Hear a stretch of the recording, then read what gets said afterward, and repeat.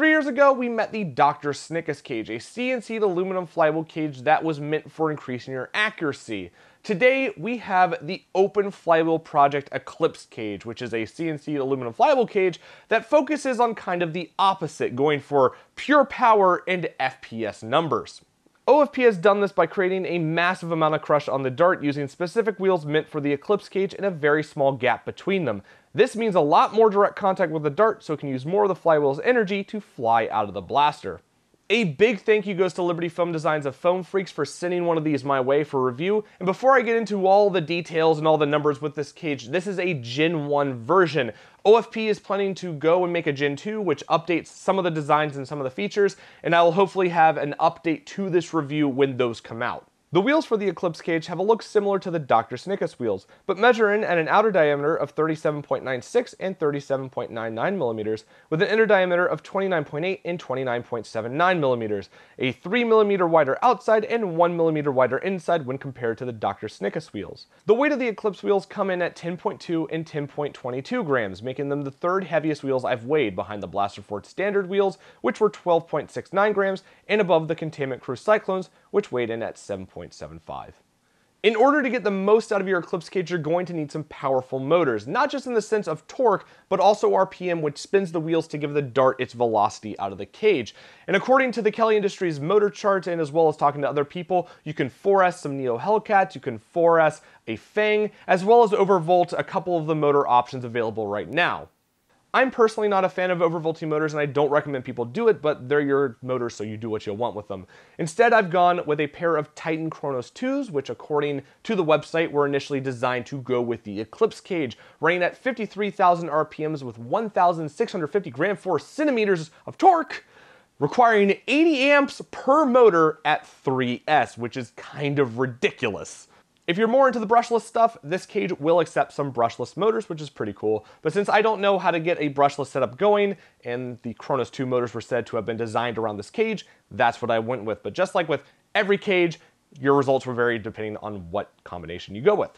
Before we get into the readings for this cage, I have two pretty important notes to discuss about this thing. The first one is motor requirements. With stuff like Neo Hellcats, overvolting Fangs, and Kronos 2 motors, I highly recommend, if not deem it necessary, to use a MOSFET circuit with this build. It'll keep your switches happy, and it'll keep you happy because you won't have to replace your switches. Trust me, a MOSFET is necessary for this cage. The second is dart compatibility. Do not use hard-tip darts with the Eclipse cage. Not only will they not want to work, but if you lodge the head just right in here, you might blow out your motor due to its stall. So don't use hard-tip darts. If you are using them, stick to the 42.5 to 43.5 millimeter crush cages. This will not work with hard-tip darts. Trust me. And with that out of the way, let's talk about numbers. Just like with all my other reviews, I shot 6 22-round worker magazines through this before chronographing. For the testing, I shot Raytheon Waffles, Kush darts from eBay, and Yamix AccuFakes through the Eclipse cage. Raytheon Waffle tips shot an average of 171.2 FPS with a high of 190 and a low of 151.6. AccuFake shot an average of 163.9, a high of 181.5, and a low of 152.8, and Kush averaged at 202.13, a high of 215.5, and a low at 180.5.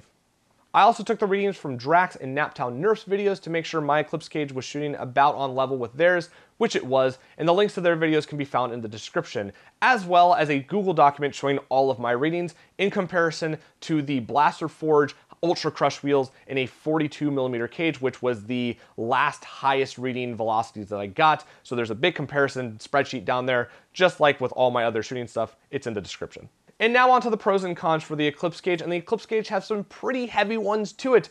And I'd like to note that the first two cons that I have are subject to change over time, so please keep that in mind. The first con is because of the nature of the Eclipse cage, with how much force is putting on the dart, with how much power it requires, the motor requirements for the Eclipse cage can be kind of ridiculous.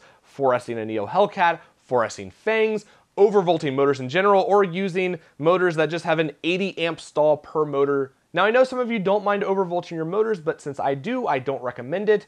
And you could use lower drawing motors to get less performance while not killing your battery, but to get the, quote, most out of this cage, you're gonna need something beefy. There will probably be motors in the future that require less to get about the same results as what I got, but that's for a future time.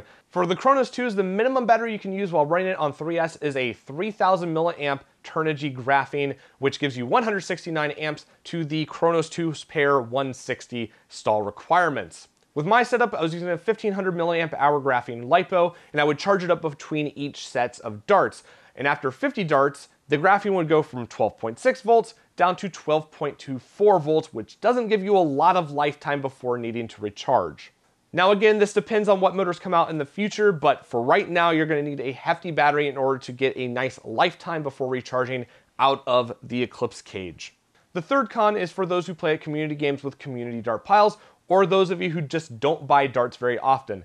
This cage will either rip the head off as it leaves, the head will fall off after it hits something, or this might just tear a hole into your dart, and I'm not joking. For example, the Raytheon waffle tips had about a 65% decapitation rate, which is a lot. So yeah, this thing likes to murder darts. From what I've heard, OFP will be assessing some of these problems with their Gen 2 cage, such as ripping holes into the side of the dart because of the crush, and hopefully they can remedy some of the decapitation issues. But if you find yourself buying a Gen 1 cage, just know that it may kill your darts.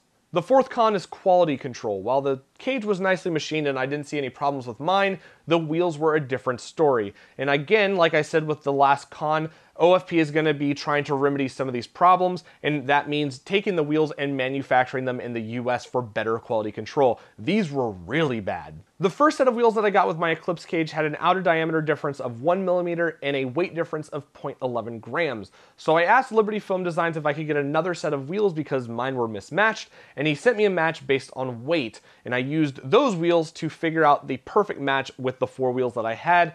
And even then, the wheels had some pretty bad wobble, to the point where one of the wheels was scraping up against the cage during one part of the rotation. So I had to run that wheel by itself until it literally shaved itself down, and that didn't become an issue. For the future, I would definitely keep an eye out on wheel wobble, wheel scraping, and wheel size differences until we know for a fact that this has been taken care of. Those are all the cons of the way, but I do have one other thing to say about the wheels, which is a neutral. That would usually be a con, and that is the wheels are extremely tight. With the Eclipse wheels, I couldn't get them on with body weight in one of those Adrian Kelly 3D printed motor mount things just by itself. I had to use a heat gun to heat up the center of the wheel so it would expand a little bit before pushing it onto the shaft, where it would then cool down and be tight, and that was still pretty tight to do. This is a neutral because of necessity. With other wheels, I would say it's a con because it's just a hassle. With this though, you have high RPM, high torque, and the pressure of darts going through the very, very small space between the wheels, and you don't want your wheels to fly off the shaft because of it. So even though it's a hassle, even though you're gonna have a hard time doing it, it's still a neutral to me. So if you do get this cage, I highly, highly, highly recommend you use the heat gun method to widen up the hole just a little bit with heat before putting it on. If you have a hard time with normal wheels, you're gonna have a horrible time with this. So if you have access to a vise and a heat gun, definitely use it. And now for the pros of this cage. The first pro is that for a single stage flywheel setup, this thing is pushing limits, which is pretty darn cool, and you know I like things that push limits. With the right motor setup, you can easily take a Strife into the ultra stock territory, which is really, really cool, and with brushless, you're gonna see some great results with it. The cost of a big battery and big motor requirements may not matter to some people who just want to push the arms race for flywheelers, especially if you add this to like the end of a combination with something that goes really, really high RPM. I think this could be pretty darn awesome. And while this cage might be ridiculous when you sit down and think about like what's going on with this, it's still pretty cool. And the second pro segues off of the first one in that it has brushless mounting options, which is really cool to see in this metal flywheel cage. And it's really nice that OFP was thinking about the brushless part of the community. I would really like to see what type of FPS readings you can get out of this cage with a brushless setup, because as of right now, I feel like brushless is the way to go with the Eclipse cage, based on the idea of overvolting a Neo Hellcat, or just the requirements of a Chronos 2 motor. 80 amps per is a lot. I would say until we get motors that require less, I would say much less, but still get around the same FPS as this thing does, I would go with brushless. So those were the pros and cons that I have for the Eclipse cage, and while I would like to give a conclusion on it, I'm not going to in this video for 2 reasons. Number 1 is because you can't really buy it on the market anymore, at least brand new. You'll have to get it through another nerfer, or if someone just kind of has it in a back stock. When it was on the market, it cost $80, so keep that in mind. But yeah, they're not openly available, and the people who were selling them don't have them anymore. The second reason is because of the Gen 2 cage that OFP will be releasing sometime in the future that will hopefully take care of either all or some of the bigger problems that I had with the cage. So I'm gonna wait to see what the differences between the two cages are and what they kept, what they didn't, and what the cons of those are, because that will be more relevant when it comes out. While I don't have a real conclusion on this cage, I do have one thing that I will say for certain though, and that is do not buy the 3D printed version of the Eclipse cage. The machine version already has super tight tolerances on it, and I don't trust a 3D printed version of it to be as precise, which can only lead to problems. So I'm gonna say don't buy a 3D printed version. If you want the Eclipse cage, go for the real deal with the metal variant of it. Anyway, that is it for this video. I know I'm late to the party on the Eclipse reviews, but I was waiting for the Chronos 2 motors to come in. But hopefully OFP can get all the problems fixed with their Gen 2, and I'll be looking forward to reviewing it. I hope you enjoyed this video, and as always, have a great day wherever you are.